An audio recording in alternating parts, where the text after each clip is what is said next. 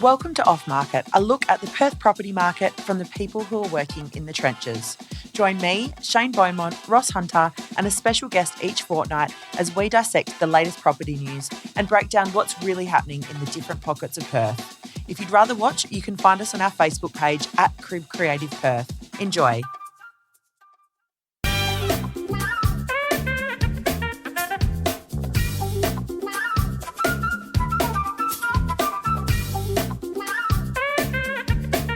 Welcome to Off Market, the show where we cut through the BS and we break down the Perth property market and everything that's going on. Welcome back, Shane, Ross. Shane Ross. Shane Ross. Shane Ross. I was looking at you Jess or Alana? I called Shane Sean 3 times yesterday and I was... Whoa! Not to my face. Anyway, no, it was to your face. I was going, Sean... I'm just so used to it coming into that. So. Anyway. Come on, I'm pointing Jess. Or as Italians call me, Shine. Shine. Shane, we're here. Yeah. We've got... the most incredible location for you guys today. Amazing. We've turned it on once again. Norrup and Wilson hosting us at the Precinct in Applecross. We're up in their incredible Sky Lounge. I actually caught up with Dave Wilson, one of the directors of Norrup and Wilson earlier today. He talked me through some of the technology and what's going on here. So we're going to quickly take a little tour.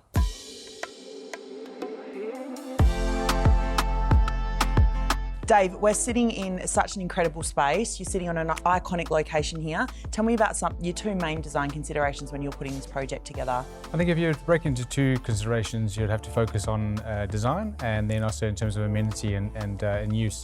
So from a design perspective, we try to break the norm. We really design for owner-occupiers. We push the boundaries in terms of the quality and the technology within the building to make it a standout development. We wanted to put in facilities that was different to everybody else. Tell me the most surprising facilities in the building. Probably I'd have to say the CrossFit area. That's probably a unique facility. Dumbwaiter, so you can get food delivered to your floor and you can walk out with little bunny slippers and get your takeaways. Amazing. Heated pools and all the facilities you ordinarily expect. Of course I've got the big boys room and the little boys room. The little boys room's got a creche with all the TVs and all the things you can watch Moana and everything else. And the big boys room is, got a pool table, air hockey table, foosball, and a theatre room that's got a PS4. Unbelievable, you never have to leave. It's like being at Crown Resort every day. Tell me, you have 5-star green accreditation here. What are some of the key features that helped you get that accreditation on top of everything else? Designing to 5-star Green Star is quite a challenge for apartments. We've got regeneration drives on the lifts. So as they drop down the lift shaft, they generate power, much like Tesla engines do. What really makes it a standout building is all the little details that help reduce the ongoing costs long into the future. Obviously, you've got an incredible team behind you. Dave Wilson, Norrup and Wilson, thank you for having us at the Precinct today. I'm going to go and check out some of the facilities. Cool. Tell you what, spoilt for locations. You forget where you are here. Yeah. I know, it's nice, isn't it? Well, we've got our back to the incredible view, but that's all right. Pool table over there, wine fridges over there. What's the point of the wine fridge? There's no wine here, Jeff.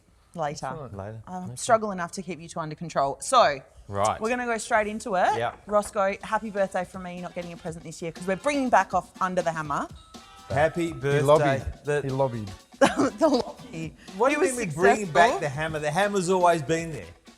Now, I do want to see, Chris, when we introduce this segment, I want to see MC Hammer. It's Hammer time, come on. Copyright dues. Anyway, What? Tell me, I hear you've been out and about. Tell me what happened on the weekend. Yes, have gavel will travel. It's the golden gavel is wielding its power once again, Jess. This is not really relevant. When was the last time you bought a new gavel? About 20-something years ago. I thought so. Okay. Mate, it's sort of a superstitious thing, you know. Is it asbestos? Is it? No, mate, it's not quite asbestos. Okay. I've got two. I've got it. You got the hammer. You got the I've mask actually got a golden one. I'll bring it in next week. Please I've got do. it. Yeah, I'd love to it's see like Austin Powers, you know, gold see it. member. All right. Tell me about the weekend. Okay. Anyway, so yes, we post-COVID, we're back out there. First one off the blocks. Dare I say it was for our old mate Husey. Well, he calls everybody old mate, doesn't he? So old mate Husey. Property in Trigg. The house was well and truly past its use by date. Beautiful location, north facing, next to A-class reserve, never be built out, so northwest orientation. Everybody's questioning what's the market going to do, etc. Certainly at that level. Turned up the auction, 120 odd people there, maybe some more. Wow. All social distancing, I hope. Social distancing was well and truly on point. Good. And anyway, we get the bidding going, and it sold under the hammer for $2,580,000 for an 800 square metre single residential block, which equates to $3,100 a square metre in Trig. Is Incredible result. is phenomenal. How far back from the actual coastline was it? So it's in what was probably, a lot of people probably know it's what used to be Contosio. Yep. You know, sort of back in that part there. Okay. So it was West Coast Drive, and then the great thing about it is you don't cop all the noise from West Coast Drive. Is that Trig, not Scarborough Just there? about to say that. That's Trig, yeah. Oh, On that, I thought it was Scarborough. we're seeing some of those north-facing lots in from Marine Parade, the Esplanade, or whatever it may be. Mate, they're premium. Because they're premium. They're premium. You just don't get that wind. Because everybody for years said, look, we want the ocean-facing block and so forth. Till you but get there. Until you get there, then you can't. There's the livability factor is so low. So north-facing with a west orientation is just premium. Yeah. Hence why we write it in the write-up. But if it's not that, if it's south-facing, we just don't mention it. No, we just don't mention it. But just before we go off the auction, we are going to talk about open negotiation. One of the things I do want to talk about is obviously being an auction sort of advocate as I am, and there's a lot of people talk about open negotiation versus traditional auction, and they say, how do you know you've reached maximum and so forth? With an auction, if somebody bid to $1 million and the next bidder that person may have bid 1.1 or 1.2, but nobody else bid and all the rest of it. Whereas with open negotiation stuff, you might be able to get around that because you've got conditional buys and stuff. But you know what? There's no perfect system. Perfect doesn't exist. You go for what gives you the best result most of the time. And this is a classic example where you have a property that's probably all the market feedback was well below that level, but on the day, you have people, everybody understands most properties sell at an emotional value. The emotional value of the property is $1 million. But what we saw the other day, which you don't get from other forms of sale, you break through the emotional value, and then you go into the ego level, which is about Shane versus me. I want it, you want it. We have a face-off, and you get that pump. And then, like the other day, you get which is the premium. This is the point you get to where people go, that's sold for that. And we've had that result from Trig, and that is the fear of lost money. And you don't get that fear of lost money unless you've got the adrenaline running, you've got the human emotion involved at that time. And it frustrates me. It's so often it's not discussed, or people don't think it through. And that's why a lot of methodologies, the properties are sold at an emotional value, and they don't break through those other barriers. And this is just a wonderful example of how that works. Where you've got two people valuing a property within $50,000 of each other. I think with, and I mentioned to Jess, I spoke to Nikki Varga during the week, in an area that's tightly held where the buyers understand the value. They're typically not first home buyers, so they've been through that process, because auction can, let's face it, can be quite intimidating. But I think in an area like that where it's tightly held, people know the good value, and what I tend to find, the people that pay the most, like you say, they've missed out 2 or 3, that's a really good system where first you go and tell your friend you're going to buy a property. Oh, COVID makes you put a low offer in, so you miss out. Next time you put an offer and you miss out. It's not to the third one you go, well, hang on, I'm not the only idiot here seeing value. And you go through that process, and that's with an emotional, because you've missed out. It's not how long you've been on the market as an owner, it's how long that buyer's been in the market chasing. Correct. So Willetton's a perfect example. Great school zone where that works really well. So she's getting some great results. Nikki Varga is using open negotiation as opposed to. But I think even if she didn't use, let's forget open negotiation, there's other whatever it may be, supply and demand wins. That's it. If you've got 60 of the same thing as only 10 buyers, well, you're going to struggle to sell under auction. But you've got the pepped up demand, you can do it. And the bottom line is, as an industry, our core value really is we work for the seller to maximise the best possible return for them. At the moment, I mean, there's fundamentally 2 types of markets we work in. There's a what I call a buyer versus buyer, or a seller versus seller market. When we're in a buyer versus buyer market like we are at the moment, it means the pressures on the buyers to compete against each other to move vertically upwards. So whilst we're in that environment, why wouldn't we do as much as possible to pit people against each other to get that as much vertical lift of the price as possible? Because yes, we all can value what a home's worth. The land's worth this, the house, the bricks and mortar replacement, whatever. But the thing you can never value is human emotion and human ego and adrenaline. Yep. And you've got to put those things in the mix. And right here, right now, I look across the whole Perth landscape and I go, why aren't we the auction capital of Australia right now? It's just, you know, it just frustrates me. You make a good case, Ross. You make a good case. 10,300 properties on the market. Yeah. That's down. When we first started doing like this show, I think it was 16,000. It's low. It's very low. Look, mate, if anyone wasn't converted to auctions, that was the speech to convert them. So well done. And it wasn't about that, but well done on the sermon. It wasn't He's about back. that, but you know. But here's my number. Preacher Hunter. Power to the people, I say. Yeah. All right, Yeah. we're wrapping you up now. Go Gavel. Well done. Go Under the Gavel. hammer, back with a bang. We'll travel with Gavel. That's the best I've heard from you, to be honest. All right, we are moving on. We're going to keep in the industry our little segment that we introduced when we booted Under the Hammer. We're going to keep them both. Yeah. Short and quick. Once again, we just want to really cover REWA's push to abolish stamp duty. They're joining other states, calling for discussions to commence in WA to remove inefficient taxes like stamp duty. And there was a recent report produced in New South Wales that called it an unfair and damaging tax. Very briefly, guys, what does this mean for the property market? Are we closer than we've ever been to seeing stamp duty given the boot?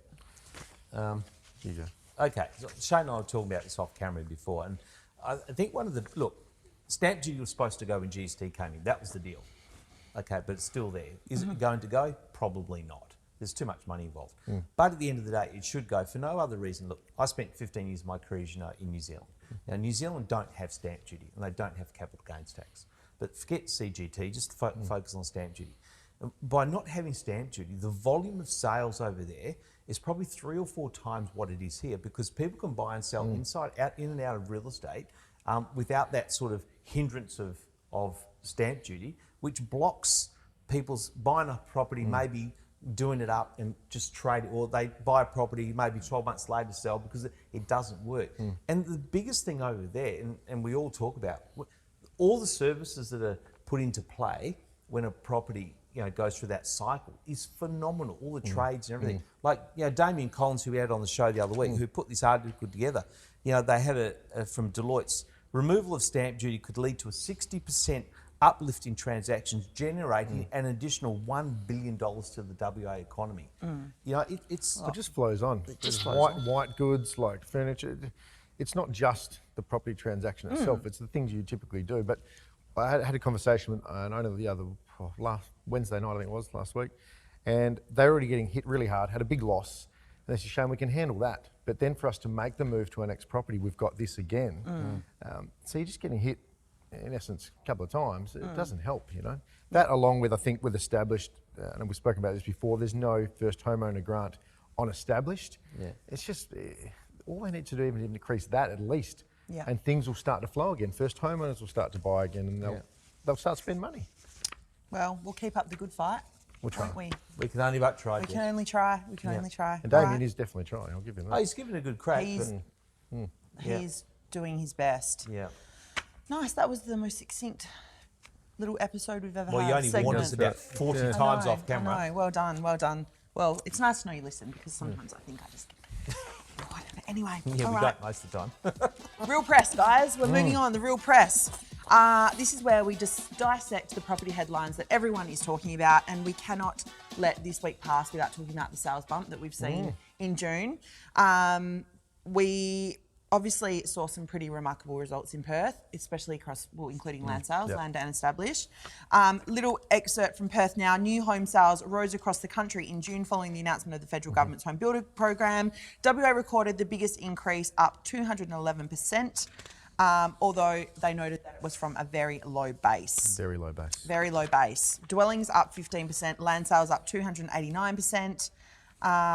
Top suburbs, Willetton, which we mentioned, Girraween, Dudley Park, High Wycombe. Which is phenomenal, because they're not big suburbs. No, they're not. Yeah, I was wanting to ask you about those suburbs because I wondered Just read them again. Willetton, Girraween, Dudley Park, and High Wycombe. Wow, that's a big spread. Yeah. Well, redbacks. Is it redbacks?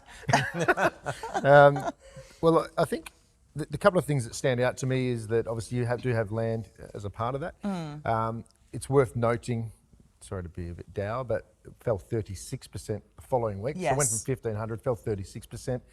With the land sales, so there's over 1,500 lots of land sell in June alone, compared to last year, mid-200s for June.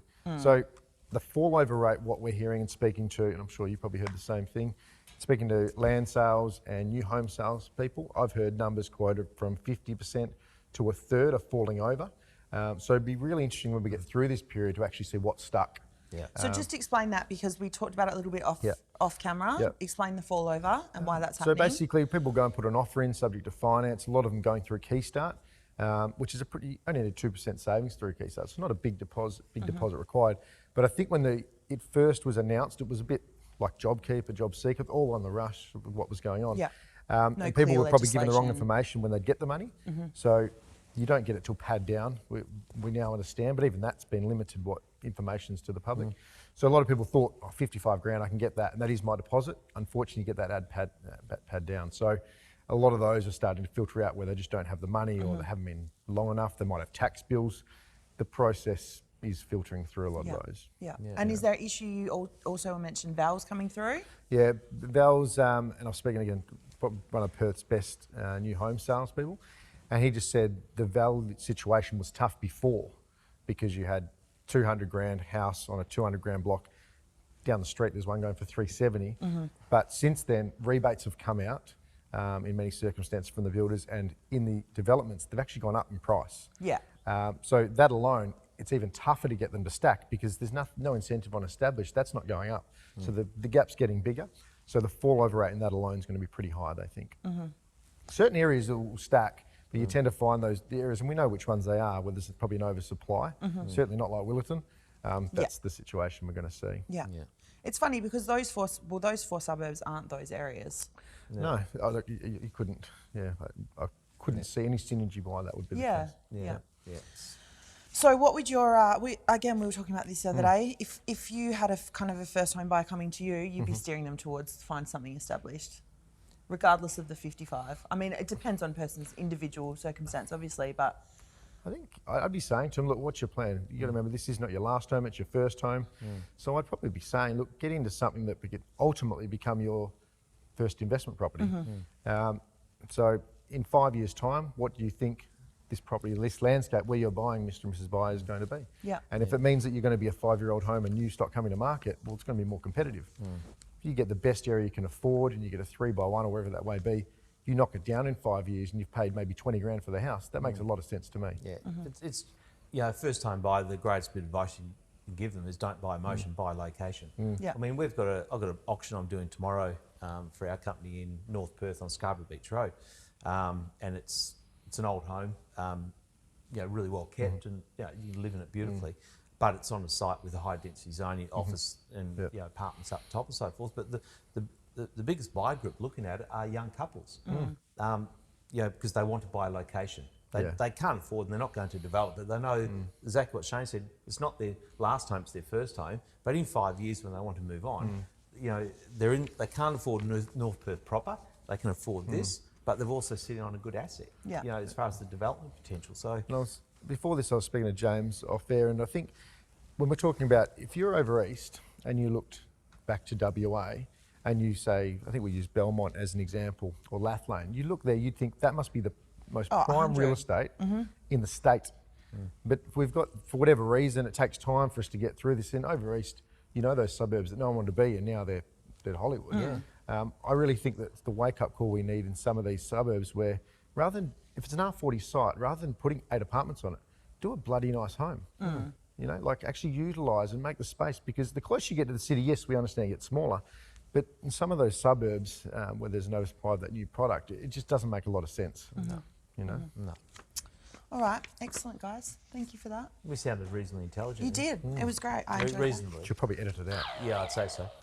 That's all right. We're bringing our guest on now to... Okay, so we get some intelligence. Yes. Yeah, that's right.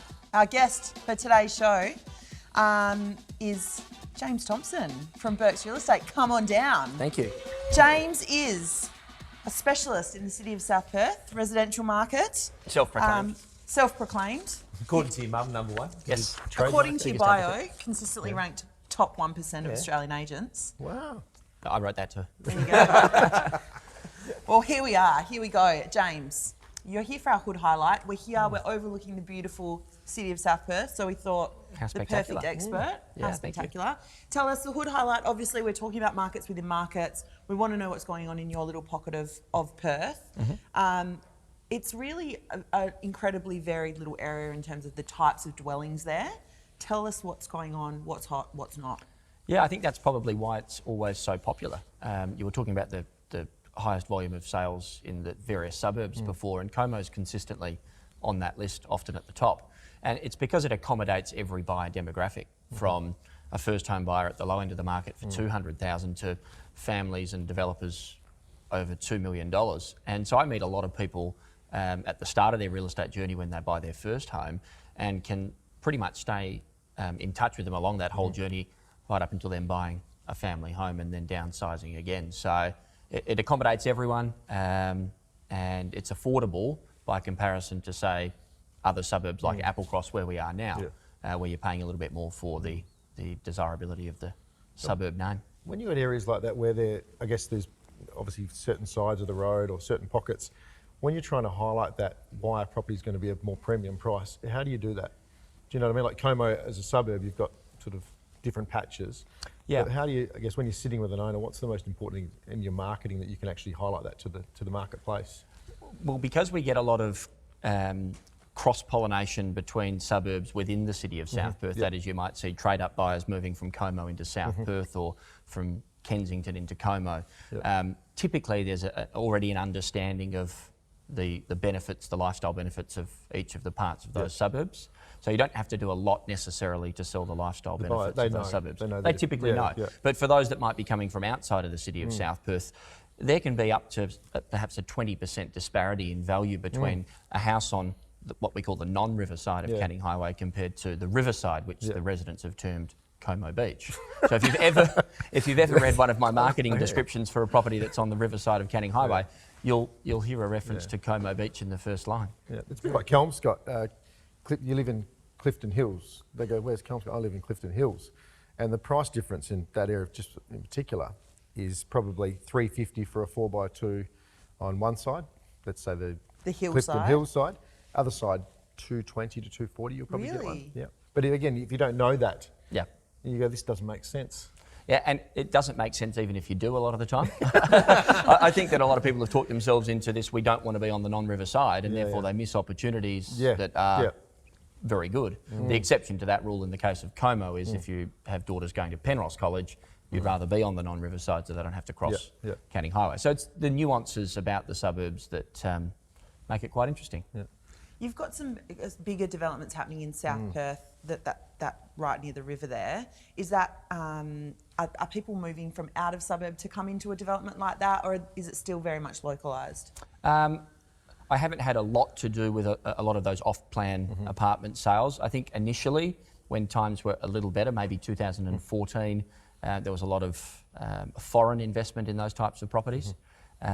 Now, I think downsizers that love the location and love the lifestyle, don't want to leave the suburb, are probably looking to those apartments. But when I've sold apartments to people, having sold their house for them, I think you need to be really ready to make that apartment downsize move, and a lot of people make it too early. I think it's sensible to move into, say, a townhouse that might be a little lower maintenance than your house before you get to your apartment.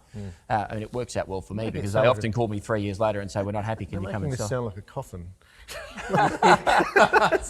God's waiting. The Undertaker? Maybe I should call James, around that thing around developments, obviously in a lot of areas, Netherlands and those type of areas, and even certainly through here, there's a fair bit of controversy in relation to all the new zoning changes and stuff. What are the zoning? How's that impacting through your marketplace, and what's the sentiment through the community and so forth? There has been a lot of opposition to it. By locals? Most of the time. Particularly those that I guess have become used to living in a certain way. They have perhaps been in that house since the 1950s and they're averse to change. So I can see both sides of the argument in many cases. I wouldn't want to be the developer that's first to market with a high-rise apartment development in an area of a suburb that has not been subdivided before, because I just don't think there's enough appetite yet for that sort of product, except for perhaps the peninsula down on Mill Point Road in South Perth, where there's existing apartments already. And with the Canning Bridge development, what's happening? What's happening in prices there? Are they being affected? People that might be brought there before it became known. Obviously, the zoning's changed there, but surely people that brought there for a lifestyle home and then next door goes R80, R120, whatever it may be, there must be a few ruffled feathers there. Yeah, I think if you rewind again back to about 2014 or thereabouts when they first started talking more seriously about the Canning Bridge Activity Centre area, some of those quarter-acre development sites that were previously a duplex or a triplex block that were worth $1 million to 1.1 started selling for 1.7 to 1.8. Yeah. Fast forward to now, and you can't give away the finished product at the end, so the appetite from the developer to actually do the development's almost gone. So, and a lot of the time, those that had already bought the development sites now aren't in a position to be able to develop them. Yeah. So it's gone full circle pretty much. Yeah. So that when it does cross over, will that all pretty much go to apartments? Is that what it's looking like? Yes, and the local council, perhaps more so than WAPC, are suggesting that if you have a development site within the Canning Bridge Activity Centre area, then you can't develop it to less than its potential. Wow. Yeah, so in the past, if you had a triplex block, you could do a duplex if you preferred, or you could build a single residential home. But now, if you've got the ability to build 8 stories, you can't do a triplex development anymore. That's amazing. Really? Which is totally back to front. ridiculous. I know. Yeah. Mate, that is incredible. Yeah. Wow. Yeah. So you're effectively dictating to people what they have to do with the asset that they own. So it's goodbye to your shed. Yeah, and if you're therefore having to price it in order to attract a developer to buy it, it's probably worth more as a single residential, as you were saying before, family home on a big block than it is as a development site. But the developers are saying, well, that's all it's worth. Yeah. Wow. Wow. There you go. On that note, excellent, great information. Thank you, James. My pleasure. Well, we're going to flick it over to Ross. James, this is the most important segment of the show, mate. This is getting under the hood. You like that? Under the hood. Under the hood. I like that. Oh, I just renamed our segment. Well, I that's wasn't okay, warned about The this. segment's literally called 6 questions. But so yeah, we've got, you know, With Ross. around With Ross. This is your life? So sort of, James. So important question. So the first one is we like to know that we all believe that the greatest learnings in life from our biggest stuff ups, our biggest mistakes. What's been your biggest stuff up that you've learned from? Doesn't have to be from work. How long have we got? My biggest stuff up. Wow. Okay. Where do I start? Probably not starting out in this industry when I did in say 2006, working with an established agent. Yeah. I think if I had my time again, I would have partnered with somebody that was already getting fantastic results. Stuck with them a little longer. I did that later, and I just think that's where the best opportunities are for people starting out in this business. And I probably would have brought a team member on sooner. Yeah. I hear that a lot. You probably don't want to know about my life stuff up, so we'll keep that we do actually. after the show. That's off camera. This is on at after 9 p.m, right? So, mate, we're real estate agents. We're busy. We take things. We're always grabbing things. What's 3 things you wouldn't leave home without? This is going to That's a sound... very evil answer. I just pictured your profile video, Ross, going, we're real estate agents, we're busy. Come on, let's go. Chuck me a bone, babe. This is probably going to add to the real estate cliche already, but probably my AirPods. Yeah. Because I hate the ones with the cords that We're always going to get Lana some.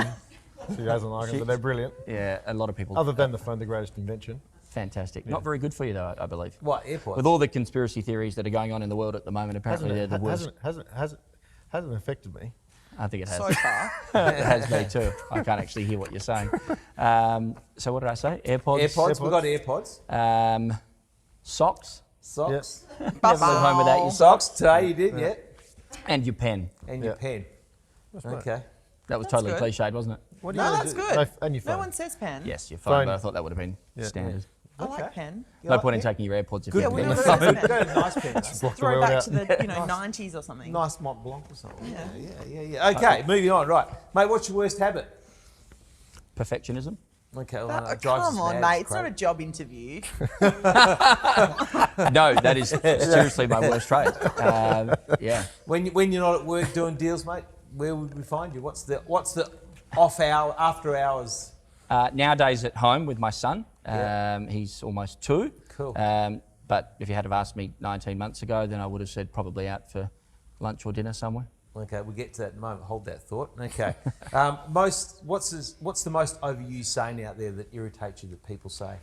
You've got the gift of the gab, so you should get into real estate. Oh, yeah. Okay.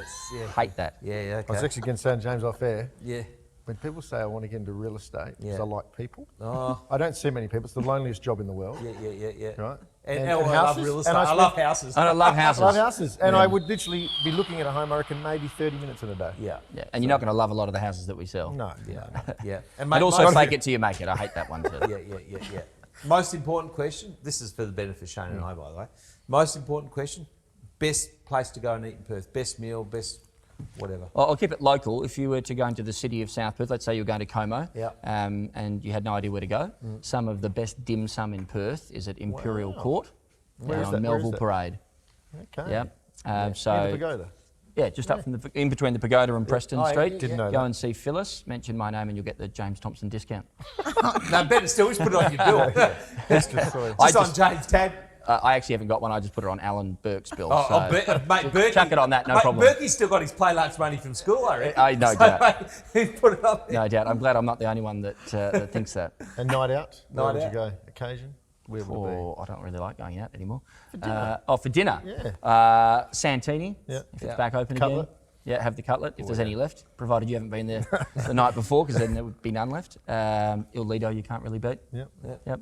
Cool. And given, that obviously, we'd say a fair few cafes in the city of South Perth, best coffee in South Perth?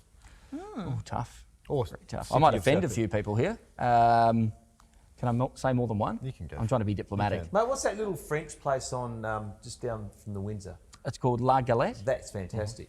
Very good coffee in there. Atomic down there do great coffee I too. think Atomic's got some of the best coffee in Perth. Yeah, consistently good. So good. There's a humble little cafe on Barker Avenue in Como called Bread Espresso. Nick, who's the owner of that, does fantastic food and coffee. Little community, little hub. Yes. But you can't really What go a wrong vibe. anywhere. Good Vibe, tips. mate. What a vibe. I don't think you'd survive in South Perth or city of South Perth if you couldn't make a decent coffee. Yeah. And I think I've probably just reinforced the stereotype of real estate agents that all we do is eat and drink coffee, right? With AirPods on. With AirPods on and no socks. AirPods on and phone. And no socks. Yeah, There you go. exactly. James didn't wear his socks today because he was in solidarity with Shane, and Shane wore Galah socks. I did. He had the audacity to wear socks with cockatoos What a on them glass. just to Might- prove he was I- wearing I socks. like them. I think they're good. Minus 4 Yeah, I like degrees them. out there. Yeah. It's obviously cold. Shane's ankles are cold. Very much so. Good. All right, guys. There you go, Jess. That's it. It's done. Excellent. Great show. Thanks for having me. Thank you, James. Thanks for coming, Thank Tom. you very much. Pleasure. Thank you. Thanks again to the team at Norrup and Wilson for this incredible location. The sun even came out. It's been raining for 4 days and the sun's out, so we're very, very lucky. There are still apartments available here, so if you're interested, head to the Norrup and Wilson website and you'll find all the information that you need. Any topics, news articles, things you want us to discuss, hit us up on our Facebook page. We'd love to hear from you. Any great results? I reckon any great results out there in the marketplace, send them through. We'd love to talk love about to. them. It's funny you say that, Shane, because I'd like to put a call out there to all the auctioneers, you know, Tom Izzy, Kim Finlay, all the guys doing auctions, Ryan Thompson. Guys, get the information, get your results to us. You know, send them through to Cribs, send them through to me. I'd love to get the under the hammer as a fortnightly sort of wrap on across the board auction results. That would be. And it's live too, which is good. Yeah, I'd say, guys, if you're tuning in, please think about it. Get your results into me. Maybe or you to can the get me girls. some names and I'll flick them an Yeah, email. yeah. I think as agents, that'd we've be got to great. tell better stories in this market because there's already a perception about things being bad. COVID. But it's not always the case. No. No. I think how the market is depends on which agent you're talking to, so we've got to tell those stories. That's it. Listing numbers down 9% last month and rentals were down 15%, so that can only mean prices are going Price up, right? pressure. One thing I'll quickly say, if you took a snapshot of the market right now, take the negative equity out of it, stamp duty be good, but take the negative equity out, it would be the hottest market in the country right now. Yeah, Yeah, without question. On that note, that's a wrap. that's done. Boom. Actually, genuinely. I do too.